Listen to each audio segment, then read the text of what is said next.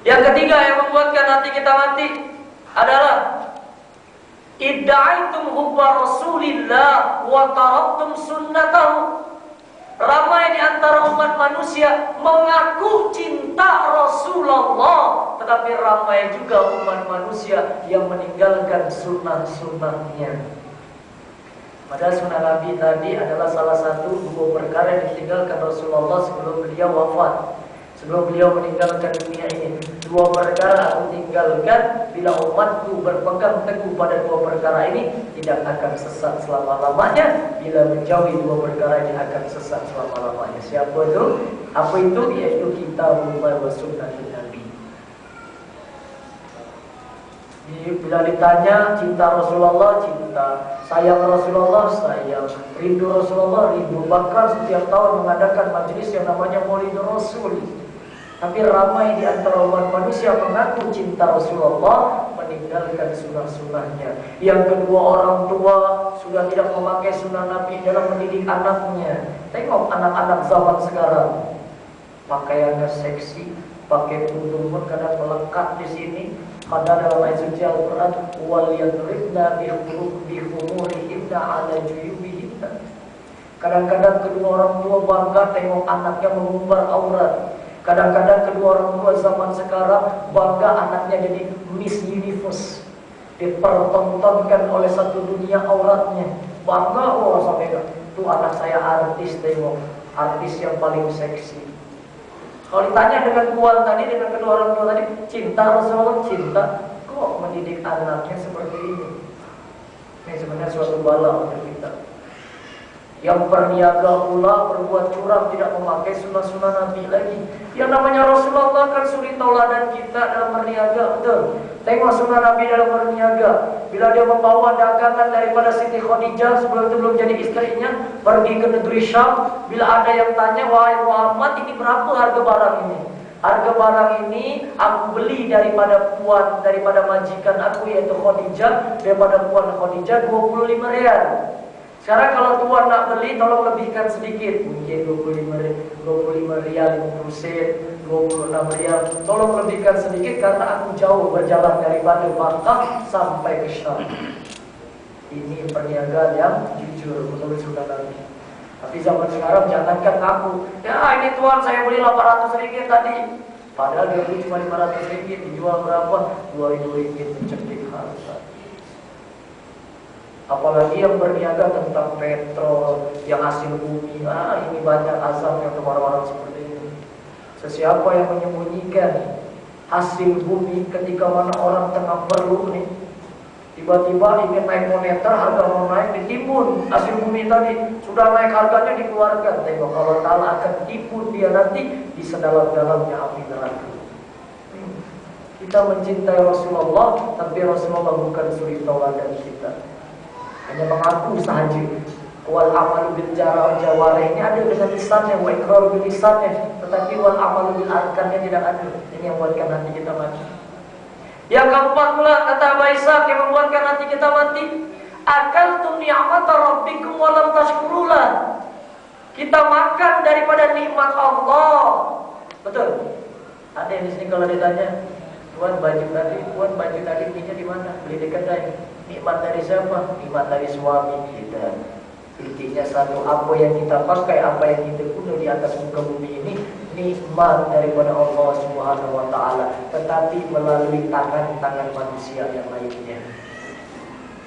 Ramai orang mengaku makan dari mana? Nikmat Allah. Sudah bersyukur belum? Belum. Sudah keluarkan zakatnya belum? Belum. Sedekahnya belum? Belum. Nih, tadi bisa menyinggung tentang Nabi Sulaiman kan? Ceritanya begini. Dalam ayat suci Al-Quran yang mana diceritakan mafhumnya, ketika itu Nabi Sulaiman, yang namanya Nabi Sulaiman boleh menguasai masyrik dan maghrib, timur barat dia kuasai, angin dia kuasai, jin dia kuasai, hewan dia kuasai. Jadi ada rasa sombong di dadanya Nabi Sulaiman. Jadi Nabi Sulaiman berkata kepada Allah, wahai Tuhanku, izinkan aku 1 hari sahaja menggantikan nikmatmu, menggantikan rizkimu yang kau berikan setiap hari terhadap makhluk hidupmu, baik yang di lautan dan di daratan. Sombong Nabi Sulaiman. Tapi biasanya kalau Nabi buat salah, langsung bertobat di jalan Allah. Kalau manusia sombong di dunia ini, sudah tahu salah, terus mati dalam kesombongan dan keangkuhannya, tidak pernah bertobat di jalan Allah. Kita lanjutkan. Jadi kita itu Nabi Sulaiman ingin menggantikan rezeki yang diberikan oleh Allah. Kata Allah, boleh Sulaiman. Lalu Nabi Sulaiman mempersiapkan makanan selama 40 hari lamanya. Ketika sudah siap 40 hari disuruh kepada jin, kepada hewan, kepada angin, jangan ditiupkan kepada makanan dikarenakan takutkan basi. Taat angin tadi, tidak ditiupkan angin hambar di hawa tenang, supaya makanan yang disediakan selama 40 hari tadi tidak basi. Jadi jauh banyaknya makanan yang disediakan oleh Nabi Sulaiman, 30 hari perjalanan kaki kita. Daripada ujung sampai ujung lagi 30 hari lamanya kita berjalan. Coba kita bayangkan, sini ke Kerayong tadi kalau kita jalan kaki itu mungkin 6 hari 6 malam, bahkan 3 hari 3 malam boleh sampai ke Gelang dari sini. Tengok jauhnya berapa. Ini 1 bulan berjalan kaki. Mungkin dari sini ke Indonesia jauhnya. Banyaknya makanan yang disediakan oleh Nabi Sulaiman. Jadi ketika itu kata Nabi Sulaiman, wahai Tuanku, makanan yang aku sediakan sudah siap, ingin menggantikan rezekimu pada hari ini. Betul, betul. Karena kata Allah, makhlukku yang mana dulu nih Sulaiman? Yang lautan dulu, yang daratan. Lalu kata Nabi Sulaiman, yang lautan dulu ya Allah, dikarenakan lautan adalah makhlukku yang paling rendah derajatnya. Lalu ketika itu Allah Ta'ala menyeru kepada makhluk yang ada di lautan 1 ekor jenis ikan. Baru 1 jenis nih tuan-tuan, puan-puan. Kan namanya di lautan ada ikan jerung, ikan siakap, ikan mirase, semuanya sedap. Allah Ta'ala baru menyeru pada 1 jenis ekor ikan saja, yaitu ikan nun. Sampai sekarang ikan nun terkenal dikarenakan Allah Ta'ala pernah memerintahkan kepada ikan nun, wahai ikan nun, naik kamu ke atas daratan, dikarenakan rezeki kamu hari ini ditanggung oleh Nabi Sulaiman. Wah, seronoknya ikan nun. Naik ke atas daratan, dimakan, nyam, habis. Baru 1 jenis ekor ikan. Habis makanan yang disediakan oleh Nabi Sulaiman yang sebegitu banyaknya, 1 ekor ikan nun tadi berbicara terhadap Nabi Sulaiman. Wahai Nabi Sulaiman, perutku masih lapar. Tengok, perutku masih lapar. Jadi kesimpulannya hikmah daripada cerita ini, daripada ayat suci Al-Quran, bahwasanya tidak ada 1 orang pun yang dapat menggantikan nikmat Allah Subhanahu wa Ta'ala. Kalau kita kira-kira tidak akan dapat, tadi kata pengurusi majelis itu betul. Nikmat Allah kita kira-kira tak ada. Coba tangan tadi kalau sudah patah boleh digantikan? Tidak boleh. Mata tadi kalau sudah buta boleh digantikan? Tidak boleh. Kaki yang dapat berjalan tadi kalau sudah hilang dua-duanya, ada yang dapat menyempurnakan? Tidak ada. Jadi nikmat Allah tidak ada bandingannya. Walaupun raja sekalipun tidak akan mampu menggantikan nikmat yang diberikan oleh Allah Subhanahu wa Ta'ala. Jadi kita harus bersyukur. Sedikitnya jangan putus asa, banyaknya banyak-banyak bersyukur dan jangan sombong dan tadabbur.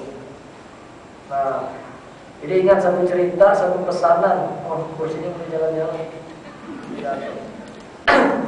Ada 1 cerita pesan daripada mudir ustaz, pimpinan atau guru ustaz dulunya ketika belajar nyantri lah bahasa Jawa boleh.